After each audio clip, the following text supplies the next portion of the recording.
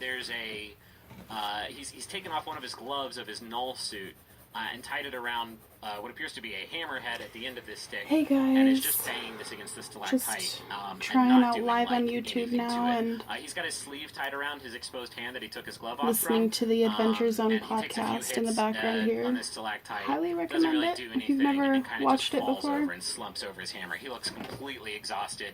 His head is bandaged It's up. for all those big which you nerds noticed out there earlier, who that love bandages, Dungeons and You can see Dragons. some blood coming through that now. Just working on this picture and right he's now. No, he's between the mirror Of my and the sister stalactite. that I started He's kind of banging on the drawing. stalactite, trying to bust it open to get at the robot inside. It's kind of based off he of a sort of picture slumps over, that he's leaning on his I hammer, originally took of her, and I'm just when kind of Noelle kicks that hatch redoing open, it to make it he look looks more, up at the three of you, and he's I don't know, panting, like and he says, alien-like, "Oh, dreamy and shit." Now, Griffin, real quick, alien-esque. from where we are, do we Yeah. see any immediate, like, threat? No.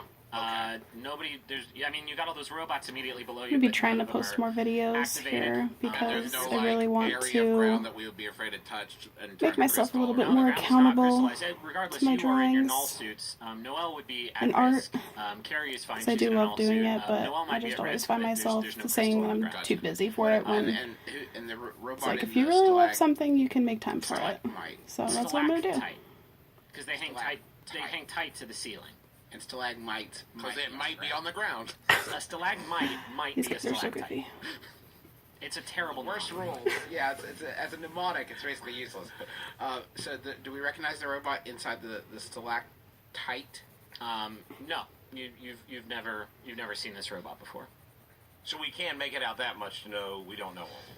Yeah. Oh, I've seen a lot of robots. Are you sure I haven't seen this one? He's a bit of a connoisseur. Does Does he talk like Paul Bettany? Oh, it's a girl. I'm sorry. It's stuck in a stalactite. It's probably not talking at all. Okay, right? I have one quick question for you, Griffin. It's on the ceiling. They're on the ceiling. On the pedestal Yeah. that is facing where this robot is holding out that circular camouflage, right? Yeah. Is there anything on that pedestal that looks roughly the same shape as the thing that the form is holding? No, I mean the mirror is a circle, and this disc is a circle, but they don't seem to Correspond. It's not like they're holding a miniature mirror or anything. Okay. All right, I hop down. Fuck it. Okay. Yeah, you hop down. You kind of do a maneuver to avoid falling down because there's like a big old pile of robots underneath you. Can I say it's Yeah. super sweet? Like Okay. everyone kind of gasps a little bit, and Okay. they're like, "Damn." Carrie and Noelle move in after you. Taco and Merle, are you hopping into this room too? Oh, we're hopping. Okay. We're hopping and kind of get. And I would also suggest that maybe Noelle is now, since she's a big badass now, that we call her Noelle, like N-O dash. Now we'll call her Yes L. No hell. No Oh, hell. there it is. Yeah. Lucas is kind of like he's scrambling backwards away from you guys. I'm walking right at him. I did not stop moving when I landed. I'm gonna fucking squeeze the life out of that little weasel. Okay, he's saying, I'm sorry. I'm gonna fucking kick your ass, little man. I fired a sorry. magic missile at that little turd monster. Okay. I don't give a shit. I'm so done with this dude. Fuck him. In fact, Griffin, what do I have to roll to do like a Batman? Like, Well, hold on, Justin. Are you really casting Don't say. Are you really magic missiling him? no, that's probably not Taco style. All right, a Yeah. lesser man would have magic missiled the shit out of him. Yeah, or a lesser elf. And there are a few lesser elves than Taco, so that should tell you how badly he wanted to do it.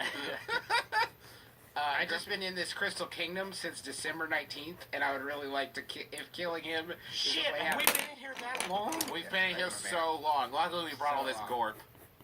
Yeah, you guys have been staying hydrated, right? Griffin, I would like to do like When we get back, it's gonna be Garfield Jr. My son. I'm Garfield. The deals are like Jr. My daddy. You knew my peepaw. I wanted to Trying be a make- musician, but Dad insisted I do this. The fantasy gotcha bar is gonna take credit cards. It's gonna take Apple Pay. Griffin, what do I have to roll to do like a Batman, like Arkham, like I pick him up and I'm like, tell me about the Riddler, kind of. You can do an intimidation check. I want to do that, please. Okay. Oh, I almost never get to do those. I'm trained in that. Yeah, you guys, boy. That's you a guys can 16, do all- 16 all plus kinds- 4. Okay. 20. Yeah. He is intimidated. Are you getting physical at all? Oh yeah, I'm picking him up by the scruff of his neck. Okay, you pick him up. He's smaller than you, so that's a pretty easy thing. He goes, "I'm sorry. Okay, stop. Please don't hurt me. Okay." Tell me what I want to know. Jesus. I am done fucking around. You left us up there in a room, paralyzed, attacked by some kind of crystal golem. Fucking talk now. Okay. And I give a very subtle wink to Taco, who doesn't see it because he's not paying attention. And I walk over and I say, "Listen, Lucas, I'm your pal, but look, Magnus is really pissed. I'd tell him what he wants to hear if I were you, buddy." Oh, hell yeah, good cop, bad cop. I love this stuff. Not out loud. Oh, you're right. It's good cop, bad cop, aloof cop. Lucas goes, "Okay, Good cop, guy there who's there to pay a parking ticket. He says, "Okay, stop. Okay, I'll explain everything. When I contacted the director earlier today, I told her that I found the Philosopher's Stone a couple weeks ago. That was a lie. I actually found it. I've had it for 4 months now. I found it for my mother, Maureen. She spent her whole life studying the planes and the realities that lie beyond our own. The cosmoscope, which I showed you earlier, that was her life's work. It's not just some room with some mirrors that let you look at the different planes. When you arrange those mirrors in a certain way, you're able to see into alternate realities, into parallel worlds. But she wasn't able to complete it because we didn't have the Philosopher's Stone. With the stone, I was able to create the mirrors that she needed, and my mother was able to complete her life's work. But it was... Lucas, Yeah, is your mother the robot? something went wrong. Yeah, okay. She insisted that she test out the cosmoscope. She wouldn't let me go in with her. And when she used it the way it was intended, her mind was destroyed. Literally. I lost her, and I became obsessed with saving her. With my background in robotics and my studies in planar energies that I learned under my mother, I devised a plan. I invented the conduit, a device capable of storing a living spirit and giving it agency over a robotic body. I created that to give her a new body that she could live in, and I created the siphon, which I could use to find her in the astral plane and fish her out of there and put her in her new body. When I invented those, I tested them out on you, Noel. You were the first one I found. I found you in the astral plane mirror, and I pulled you out, and I put you in that body, and I'm so sorry for dragging you into this. It was so selfish of me. But I looked for weeks, and then this morning I found my mother in there. He points at the mirror at that prison that you can see inside of it. He says, "I extracted her into this custom conduit. It was my masterpiece. I had hoped that she would be the brilliant, caring woman that she was in life, but her mind is just gone. She attacked me, and I escaped, and I went to the med bay to regroup and patch myself up, and here we are. She's got the Philosopher's Stone. She crystallized herself in that stalactite. She took the siphon in with her. She nearly killed me, and I have no idea why." And what have we learned from this? I defended you up there. And Yeah. you've hidden all of this from us. We could have helped. You could have worked with the director to figure all of this out. As a scientist, you have disappointed. You have let down the concept of experimentation and science. You're a coward, and I hate you. He starts to sniffling. Good. He's got tears welling up. Good. I drop him in a heap on the ground. He says, "I'm sorry. I thought I could still save her. I thought I could still diffuse this situation myself. I'm worried that you guys would you would hurt her. You'd make me, you'd put her back in the astral plane, and then I'd lose her again." She's gone, Lucas. Would your mother have struck you? No. Your mother is gone. Help us fix this. Okay. And you peed a little. You peed your You pants. did pee a little. He's right. I did. I don't know how you could tell that. But He rolled a really high perception check. Okay, listen. Let's start from page 1, okay? Who is in the stalactite? You hear a voice come out of the mirror, and this voice says, "You guys really aren't that sharp, are you?" You still having some trouble figuring this, still cracking this nut, huh? Well, hold on.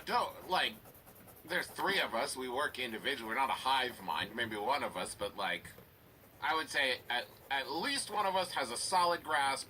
One of us is halfway there, and probably one of us just started paying attention. And I've got to ask a question, Mirror. Who's the fairest of them all? Oh, God. It's certainly not you, my man. You actually, mean. you're not just addressing a mirror. You can actually see a figure inside of the mirror. To Dad's credit, though, Griffin, in the Snow White story, there's a figure in the mirror then, too. That is fair. That is Okay. fair. You see a strikingly handsome, dark-haired man. He's wearing a fancy suit that is covered by a long, black, flowing, cowled robe. Oh, it's Death. And he says, let me break this down for you. That nerd is a necromancer. And necromancy is real bad stuff. Yes. We're not fans of that over here, where I come from. And where is that? You really are. You really No, don't I mean, know. that was a rhetorical question. Guys, it's the Phantom Zone. So you're Death or Hades or something. Listen, you're not too far off. I'm Kravitz. Charm. Lenny? Still not good. Still not a good goof, but we'll roll with it. It's like he's in the room with me. We'll have time to workshop it later. Okay, great. Some people call me Death, sure. Some people call you a space cowboy. Boy, you're not intimidated by me at all, are you? No. Okay. Some people call me Death, sure. Some people call me in sub-societies, I'm called the Grim Reaper. I like that one. Oh, I saw you in a movie with Bill and Ted. I prefer to go by Kravitz. Okay. And I am a bounty hunter for the Raven Queen, the goddess of the natural order of life and death. I hunt down wayward souls that escape from the astral plane, or those who escape from the eternal stockade. He motions to the prison behind him, where souls who've passed on to the astral plane, who conspire to escape the astral plane, that's where we lock them up. I dole out punishment for anybody who breaks the natural laws of life and death, and I've got to tell you, this laboratory is a veritable piñata.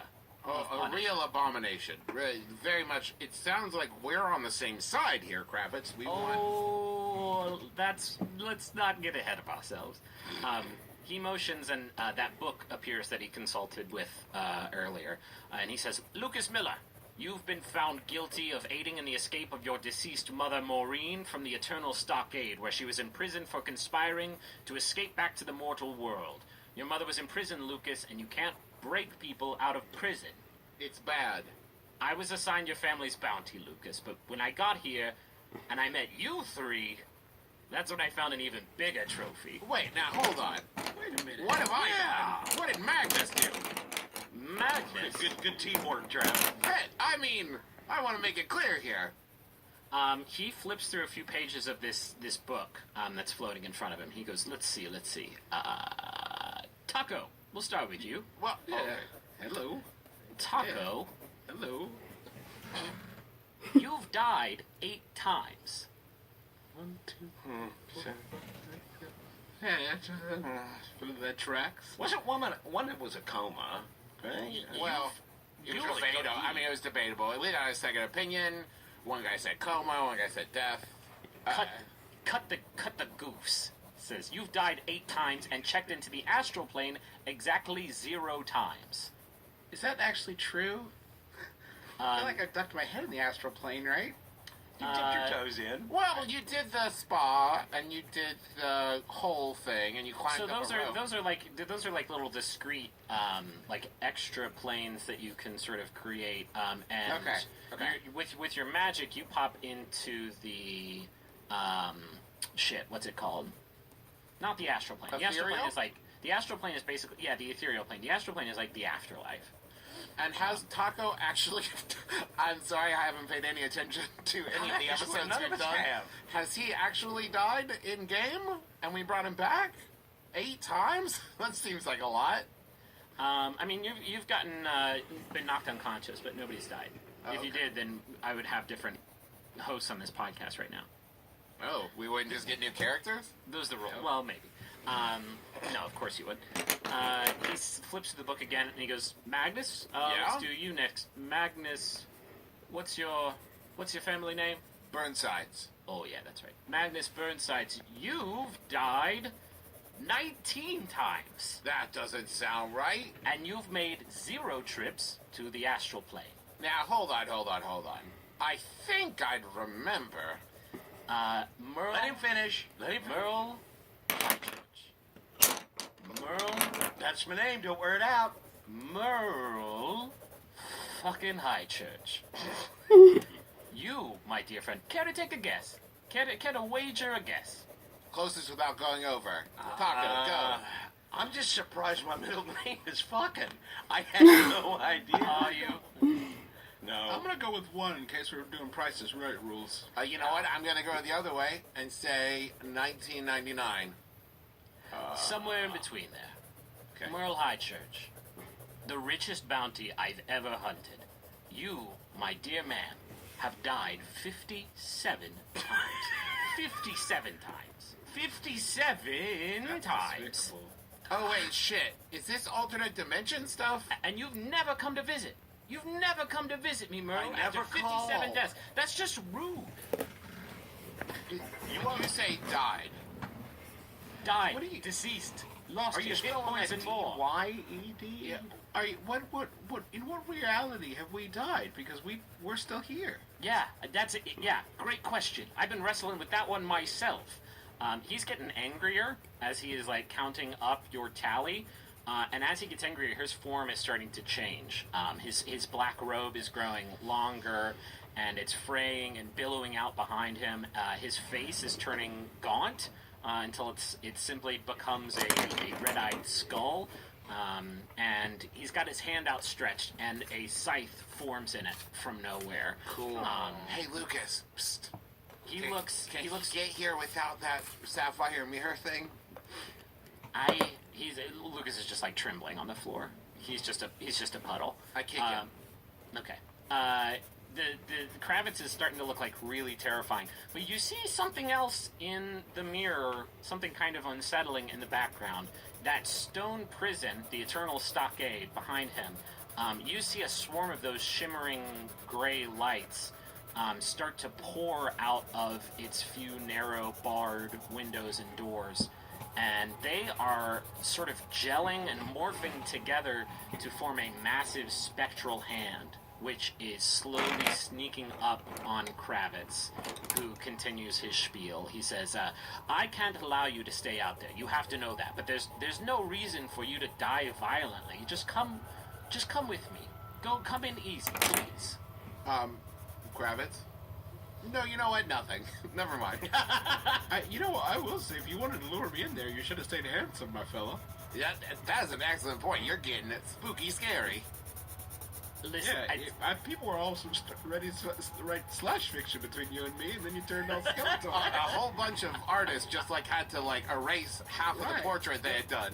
Piggyback rides. Talkets. We call it Talkets. That would be the shipper name. Good. Talkets. that's Talkets, enough. that is good. I want to know your answer. Are you coming with me or not? This hand is like right behind him now.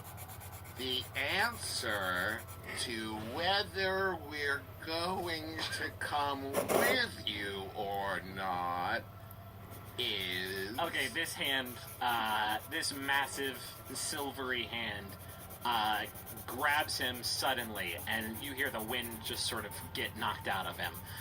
And it grabs him and just slams him into the ground over and over and over and over and over again. And you hear him wailing as this hand just like As the hand's wailing on him.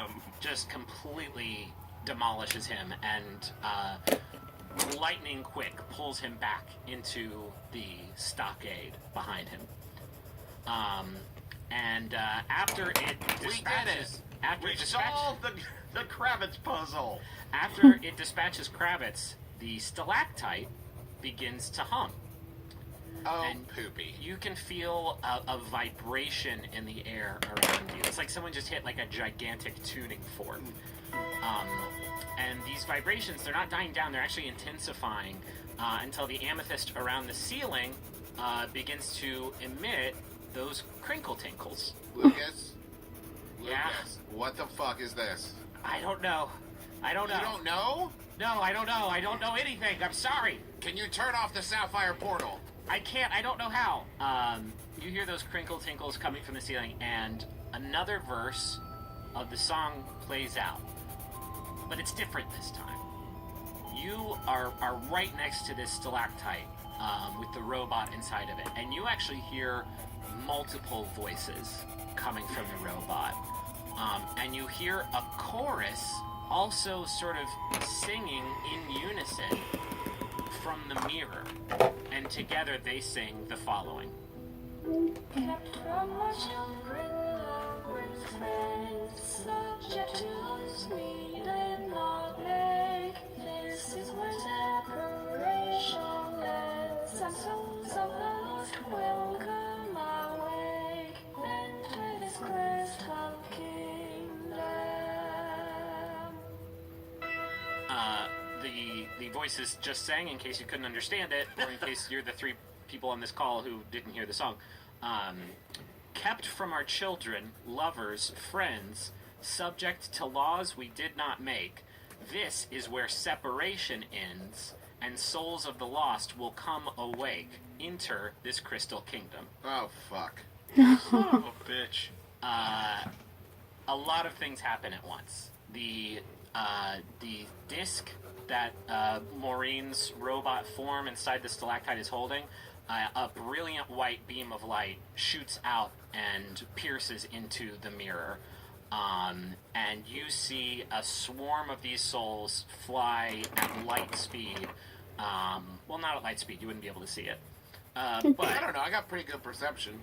that's fair. And they bash against their side of the mirror and start to burrow through. And as they breach into your side of the mirror, they seem to, again, sort of organically meld together into a kind of like silvery goo that encases this floating mirror entirely. And from that goo, a humongous skeletal form appears. It has two massive bony arms, a rib cage torso that's sort of sticking out of the mirror. It's just like everything from the waist up is coming out of this mirror, and a large shrouded skull.